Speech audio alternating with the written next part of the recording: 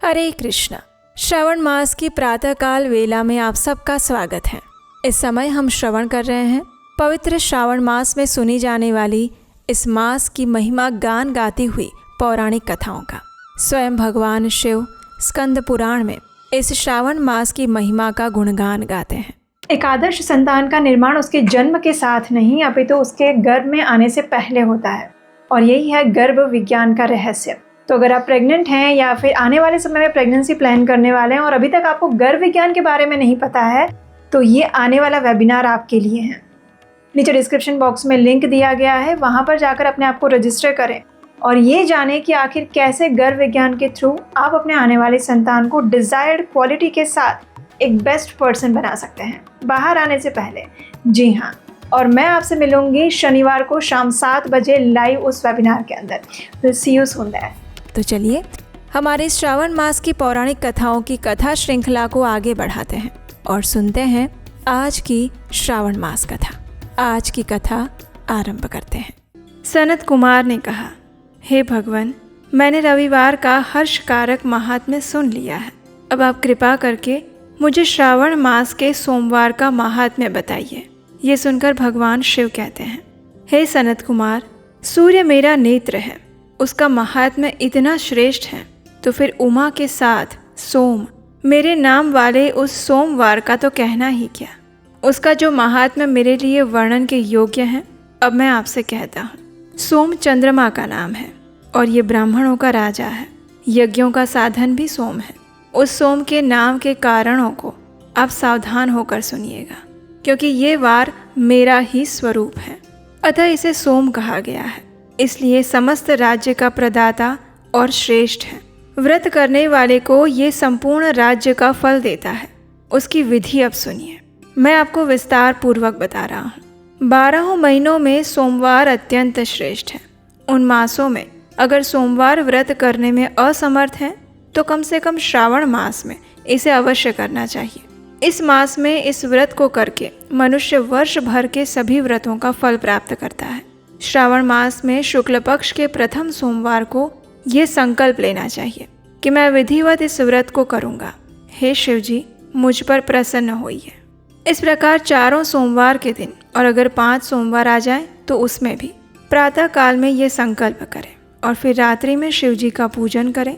16 उपचारों से सायंकाल में भी शिव जी की पूजा करें और एकाग्र चित्त होकर इस दिव्य कथा का श्रवण करें। हे सनत कुमार, श्रावण मास के प्रथम सोमवार के दिन इस श्रेष्ठ व्रत को आरंभ करना चाहिए।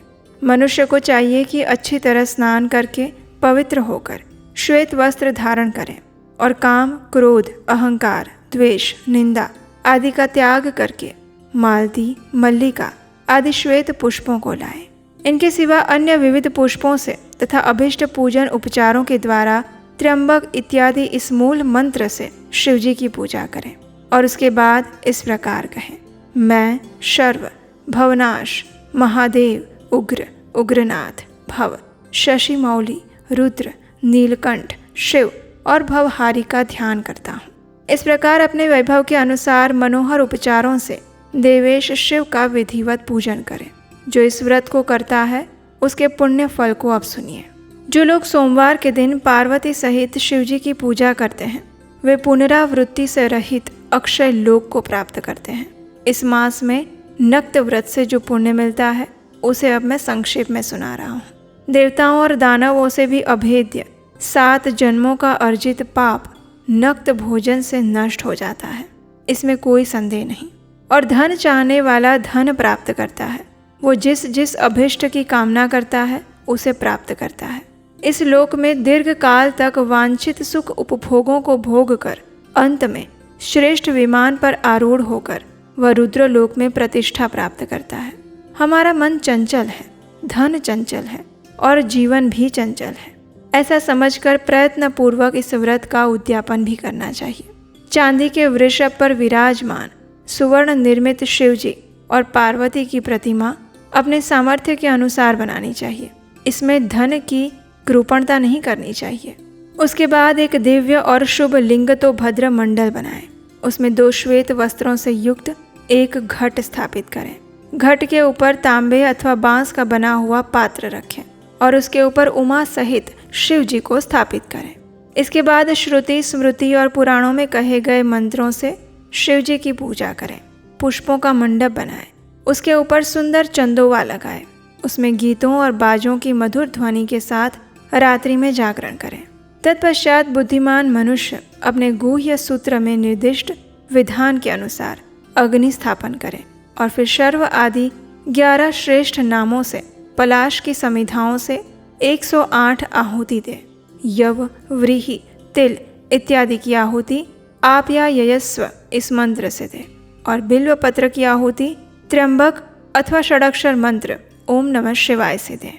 तत्पश्चात स्वष्टिकृत होम करके पूर्णाहुति देकर आचार्य का पूजन करें और बाद में उन्हें गौदान दें। तदनंतर 11 श्रेष्ठ ब्राह्मणों को भोजन कराएं, उन्हें वंश पात्र सहित 11 घट प्रदान करें। इसके बाद पूजित देवता को तथा देवता को अर्पित सभी सामग्री आचार्य को दे दें और उनसे प्रार्थना करें, मेरा व्रत परिपूर्ण हो और शिवजी मुझ पर प्रसन्न हो। इतना कहने के बाद बंधुओं के साथ हर्षपूर्वक भोजन करें। इसी विधान से जो मनुष्य इस व्रत को करता है वो जिस जिस अभिलक्षित वस्तु की कामना करता है उसे प्राप्त कर लेता है और अंत में शिवलोक को प्राप्त होकर उस लोक में पूजित होता है। हे सनत कुमार, सर्वप्रथम भगवान श्री कृष्ण ने इस मंगलकारी सोमवार व्रत को किया था। श्रेष्ठ, आस्तिक और धर्मपरायण राजाओं ने भी इस व्रत का पालन किया था। जो इस व्रत का नित्य श्रवण भी करता है वो भी उस व्रत के करने का फल प्राप्त कर लेता है। और इस प्रकार श्री स्कंद पुराण के अंतर्गत ईश्वर सनत कुमार संवाद में श्रावण मास महात्म्य में सोमवार व्रत कथन नामक 6ठा अध्याय पूर्ण हुआ। और यही थी हमारी आज की श्रावण मास की कथा। अगली कथा के साथ हम आपसे मिलेंगे बहुत जल्द, कल प्रातःकाल आपके अपने चैनल उपदेशाष्टकम पर। हरे कृष्ण।